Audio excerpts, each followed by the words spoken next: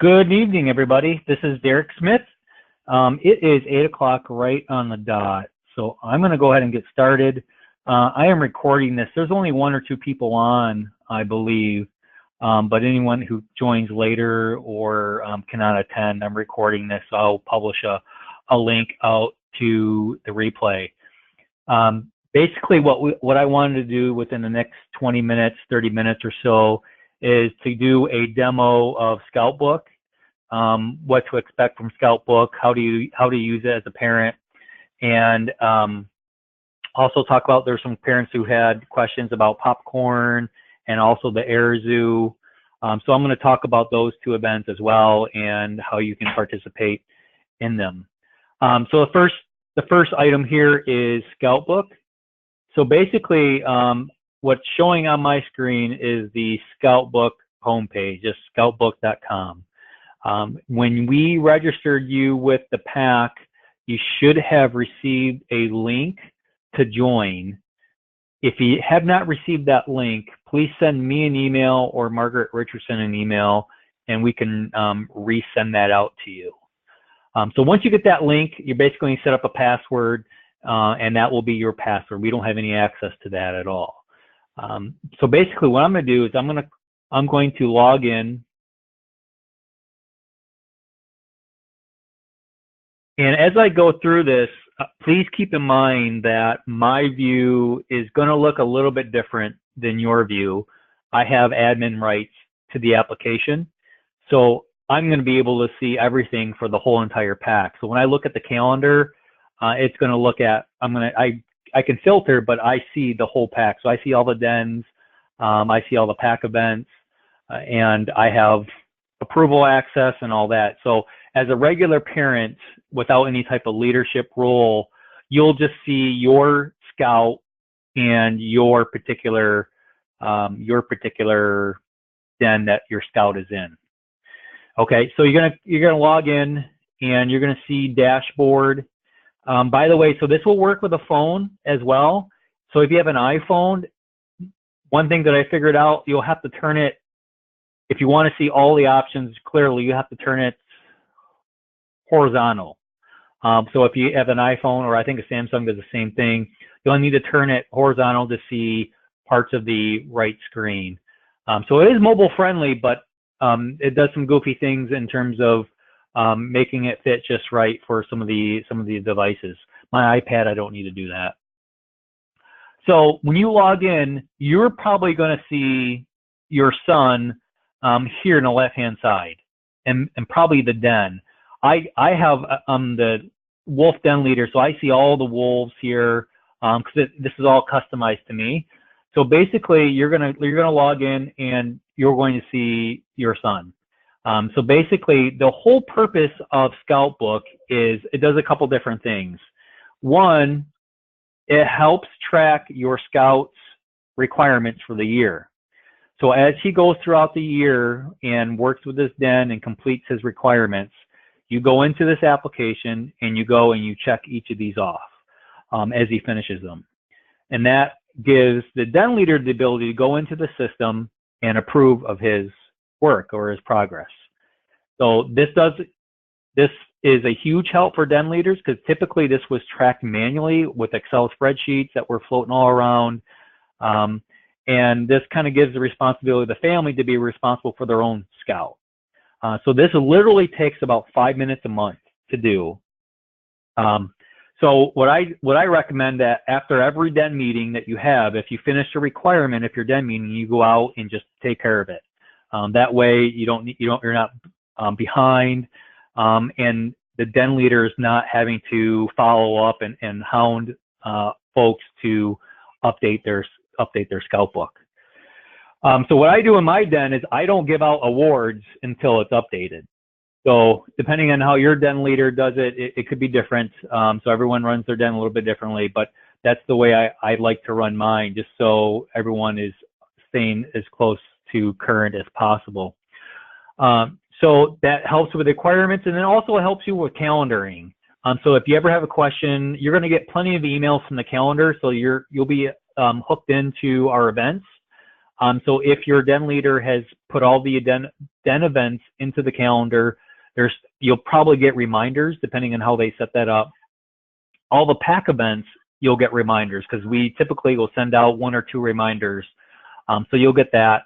But you'll also have a view into the calendar. So if you want to look out 3 or 4 months into spring, or if you're trying to schedule spring break or whatever it may be, you can go out and look at the calendar.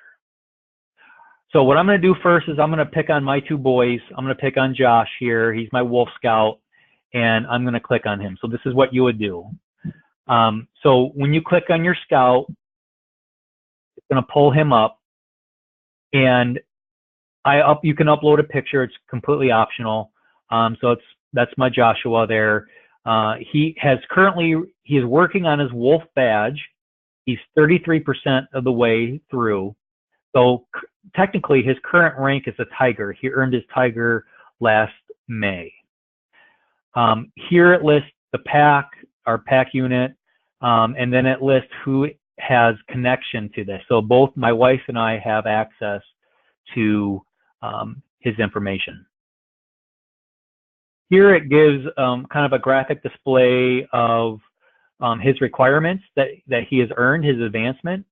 So Josh has earned his Bobcat, he's earned his Tiger, he also earned his Lion. He was one of the first groups in Pack 341 to have the Lion Den.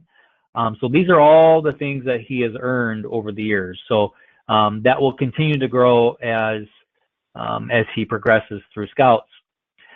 These are his awards. So these are special awards like the Cyber Chip, the Summertime National Award. He just earned his Sportsman Award. So this is kind of a nice graphical outline of all the advancements. Okay, so you click on this, that kind of gives you some information. The spot that you're going to spend 100% of your time, well, I wouldn't say 100, about 99.9% of your time is in advancement. So when you click on your Scout's picture or your Scout's name, you go to advancement. And it's going to show all of his ranks that he completed and the one that he's working on. So if you remember, Josh is 33% of the way done with his being a Wolf Scout. So if your son's a Lion or a Tiger or a Bear, you're going to obviously click on his current year of what he's working on. So I'm going to click on his Wolf. So this should line up with your book. So Scoutbook is kind of like an abbreviated version of your book. The book gives you some background and kind of puts some detail behind some of these requirements. But again, the whole purpose of Scoutbook is just for tracking purposes. So like Josh has already earned this year his Call of the Wild, Paws in the Path. We're going to be working on this one here in the next couple of weeks called Running with the Pack. So this is what he needs to do for the year. So this is all those 6 required adventures that's outlined there. Then he needs to do 1 elective. So if you scroll down even farther, you'll see that there's elective requirements as well. So he just needs to do 1 this year, 1 elective. And he also needs to complete this youth protection plan as well. So that is part of his requirement. So basically, each time that your den leader is going to tell you, hey, we're going to work on Howl at the Moon, or we're going to work on Paws in the Path, your den leader will tell you what you're working on, and you're most likely participating in that somehow. So you're going to click on the requirement, and then it tells you all the things that he needs to do with that. So play catch with someone in your den, practice balancing, practice flexibility, play a sports game. So as you complete those, you hit the checkbox, you hit the date that he did it, and you hit save. So it's really that simple. And your leader will be able to go out and see, okay, he'll be able to see, okay, he did this, and I'm going to approve it. So they just do an approval, and then this syncs up with the BSA system. So when it's time to go get his rank at the end of the year, the BSA knows about all the advancement stuff real easy. So again, the key to this, I'm going to cancel out of this because Josh has not done this yet. go back to Wolf. The key to all this is just staying current with it. It literally, so if you have a couple meetings per year, or excuse me, per month, it's been a long day, per month, it literally takes a couple minutes to log in and hit the boxes that he needs to take care of. That way you're staying current with the year, and I just ask you, please don't put more stress on your den leader. They're volunteering their time and being prepared and coming to your den meetings prepared, which usually takes me an hour to a den meeting to prepare for. So the last thing that they want is to hound a parent to go in Scoutbook. So that's a good way to always stay current with it. So again, you're clicking on the requirement, clicking the checkbox, and hitting save. So it's really that easy. So that's the number one function of Scoutbook. Also is the calendaring.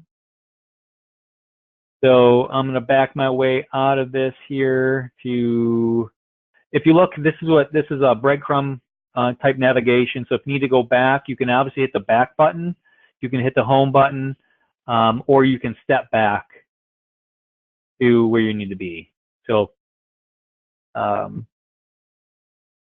it just depends on what you do. So for this den, I'm in my den meeting. I can tell I have an event coming up October 10th, but I don't want to cheat. I'm gonna try to go back to where how you would see the calendar. So we're back at that main screen for where you would see. You click my dashboard. Again, your scout's going to show up. You're going to have some account information, which I'll take a peek at that in just a second. But if you scroll down, there's something called events, which is really, it just means calendaring. I don't know, I very much doubt that you'll see reports there unless you're a den leader. And I don't think unless you're a den admin, you're going to see messages. So that's something that you may or may not see. But for sure, you should see events there. You'll see all the upcoming events for the pack. These are the parent meetings. So you'll see all the ones that are pack focused. And then you can see my calendar. So this may actually automatically pop up for you. So here is a whole calendar for September. So it's color coded by den. And so I think the green ones are for that are pack focused, and then the dens are color coded accordingly. I don't know off the top of my head what colors match here. If you look here, you'll be able to figure it out. But again, this is just a normal calendar, very straight, simple. Unless you're a den admin, you're not going to have the add events function. It's just basically view only. Up here, I can see everybody. Most likely, you're only going to be able to see the pack calendar and your den. But if for some reason you can see everything, you just may want to select your den and then the pack calendar, so you're not being inundated with data that you don't need. If you live and die by your calendar, like I do, you can actually subscribe to the calendar function.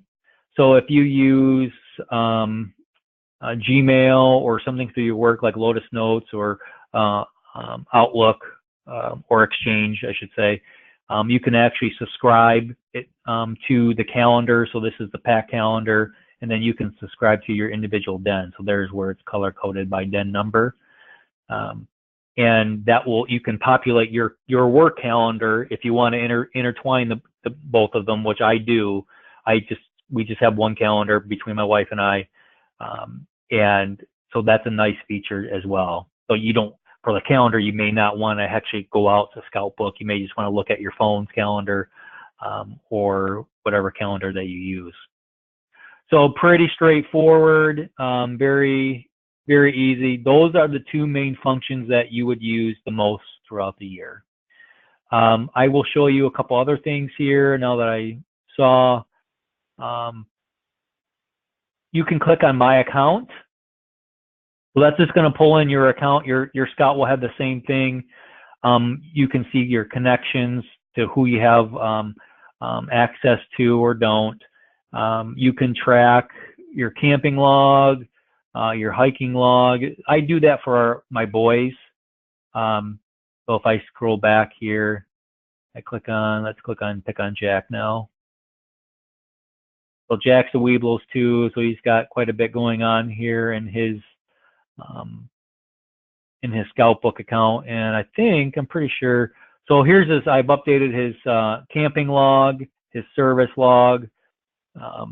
So it just talks about, I just added what he did for service. So I think there's some things that I missed here, but that's something that you can do for your Scout as well. So that's pretty straightforward. I'm going to, let's see here. I think I have the phone lines muted. One of the things that I also wanted to talk about, and then I'll open up the phone lines, or there's actually, you can type a question in, or you can raise your hand on the tool as well. There's popcorn this year. You still have, if you're brand new to the pack, you still have the ability to sell. We're probably just coming up on the halfway point. I see Brian Weich is on the line. He's muted right now, but he's our popcorn colonel, and we have still plenty of product to hand out if you want to give it a shot. Popcorn, for those that may not be familiar, popcorn is our only fundraiser. This is where it's super important for us to raise as much money as possible to fund our entire scouting year. So as a pack, we have fixed costs, and then we have expenses that are kind of variable because we like to include some events for packs. So right now there's a Air Zoo event that we are offering to pay for the scouts if they sell $500 worth of popcorn. So there'll be other events like that. There's the cider mill visit that we're going to be doing here in October. We pay for the scouts for that. We pay for all the awards, all the belt loops and pins, and that adds up to over $1,000 for the year by the time we're done. We've already spent $650 on awards for a pack of our size. So it helps fund all those little things in there. So if you want to give it a shot, we don't put a lot of pressure on new scouts, especially if you're just joining. But if you want to give it a shot, there's a couple different ways that you can participate. One, you can look at the show and sells that are left. Show and sells are when you go in front of a storefront like 7-Eleven or Kroger or Ace Hardware. There's been quite a few. I'm not sure how many slots are open. It's getting kind of minimal now that we're halfway through. But you can stand out front of a show and sell and sell. You sign up for a slot. You see Brian. Brian's going to start you with a smaller starter kit than everybody else, give you some product, and you'll be able to sell that way. The other way that I would highly recommend that you do at this point, maybe when you're just starting out with your scout, is maybe go door to door, maybe visit your neighbors, maybe visit some family, and try to get your scout used to selling that way. We have a whole kind of document that kind of walks you through this. So you can kind of take a look at that as well. But show and sell and then door to door or family is the three big venues. And at this point, I would really strongly suggest maybe just taking a smaller amount of popcorn from Brian and visiting your family, maybe just do a street or two and see how it goes.